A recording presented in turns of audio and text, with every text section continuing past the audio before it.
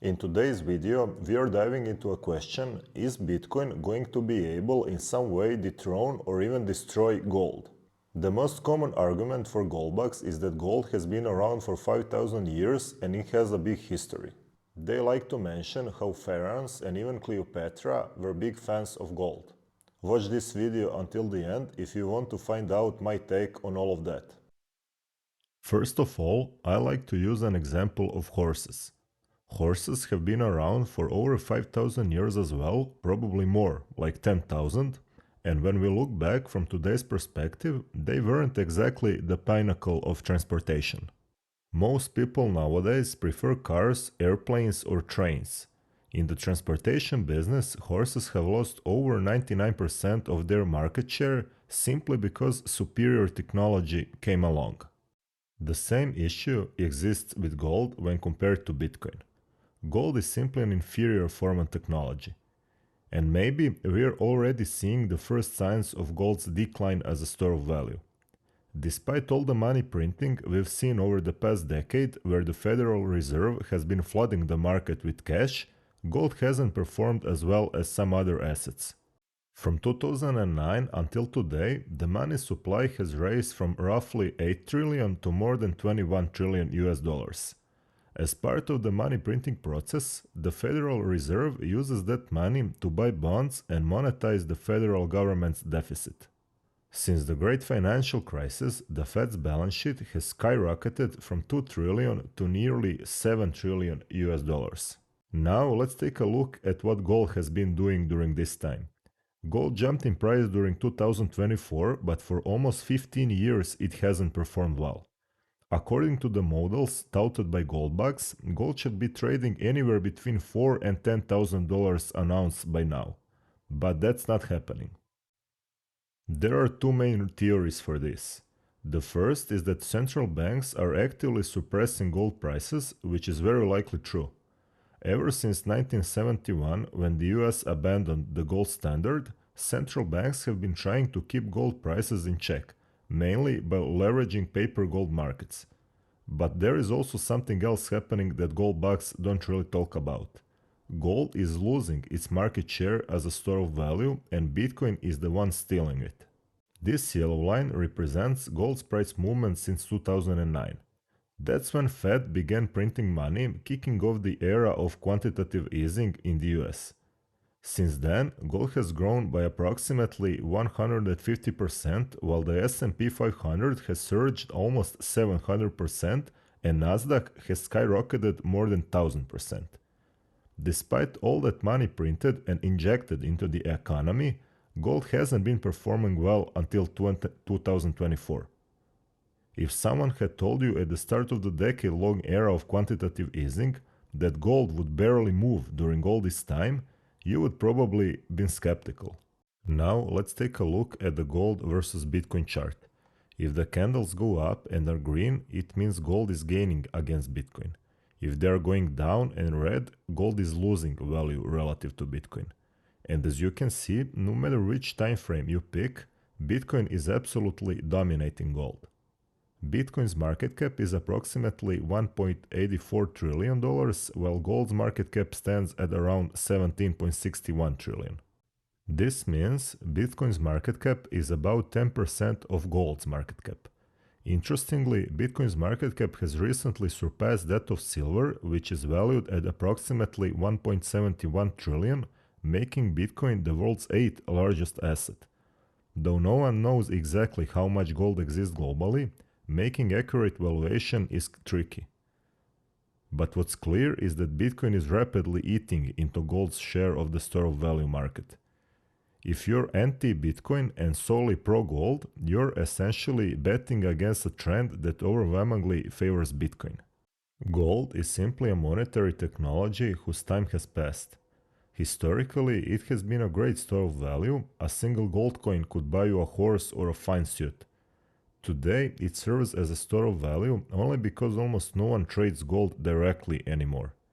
The big problem with gold is its lack of portability. It's heavy, expensive to transport, and verifying its authenticity, especially in large quantities.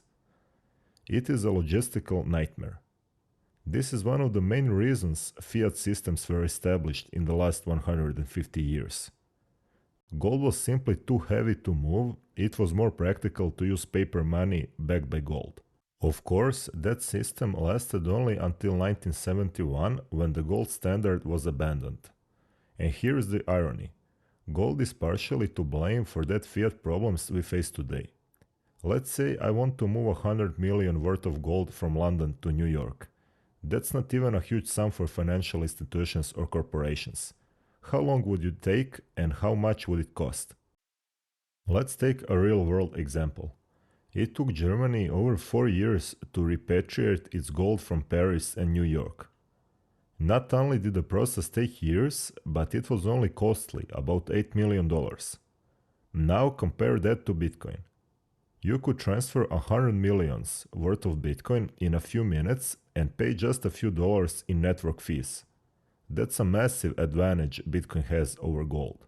On top of that, Bitcoin is much more precise than gold. There are exactly 21 million Bitcoins, no more nor less. In contrast, we don't even know how much gold exists. There is gold beneath the oceans and possibly even in the space within our solar system. Bitcoin, on the other hand, is algorithmically scarce, which makes it unique. Another issue with gold is the difficulty of verification. Imagine needing to expect 31 billion worth of gold bars to ensure every single one is real. Throughout history, there have been numerous cases of counterfeit gold. Bitcoin, however, doesn't have this problem. With a full node, you can independently verify that every transaction and every Bitcoin is genuine. That's why I say gold is outdated technology. It's slow to transfer and not very well suited for the fast-paced digital world. Today, we can't afford to wait years, months, or even weeks to move value across the globe. Goldbugs often argue that gold has real-world use cases like jewelry or industrial applications, whereas Bitcoin doesn't. But they fail to recognize the value of sending money globally without needing permission or fear of censorship. This capability alone is a game changer. What many goldbugs also fail to grasp is that gold is primarily traded as a monetary asset, not for its industrial uses. Around 90% of gold's value comes from its role as a form of money. That's why gold and silver trade at a premium, unlike industrial metals like copper or aluminum, which are priced basically purely on supply and demand dynamics.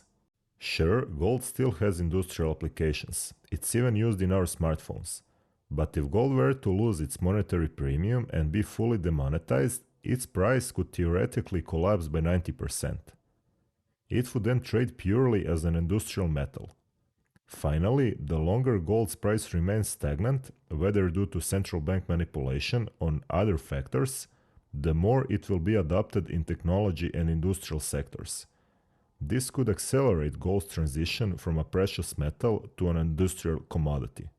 Another issue I have with gold is that, in my opinion, it's for the chosen few. While goldbugs like to call it the money of the people, I'd argue it's far more suited for institutional investors, nations, and wealthy individuals. Why? Because unless you're buying large quantities of gold, you're likely to pay significant fees and premiums over its actual price. It's unrealistic to expect people in developing countries to afford these premiums and fees. Furthermore, where would they even store their gold, especially in places with security concerns? Keeping it at home or carrying it with you makes you an easy target. This is where Bitcoin has a clear advantage. Anyone with a smartphone, and eventually almost everyone will have one, can securely store their Bitcoin. If your device gets stolen and your Bitcoin is protected by a passcode, you can still recover it by using a recovery seed as long as it's properly recorded or memorized. Looking at the demographics, it's clear that Gen Z, born in the late 90s and 2000s, and even millennials, born in the 80s and early 1990s, have a little interest in gold. They may like it as a jewelry, but as an investment, it's not even on their radar. I believe younger generations inheriting gold from their parents or grandparents will likely sell it and convert it into stocks or more likely Bitcoin. That's all for this video regarding my thoughts on Bitcoin versus gold. If you enjoyed this perspective and maybe even learned something new, leave a like on this video. If you disagree or have your own take, leave a comment on this topic. Thanks for watching and see you in the next video.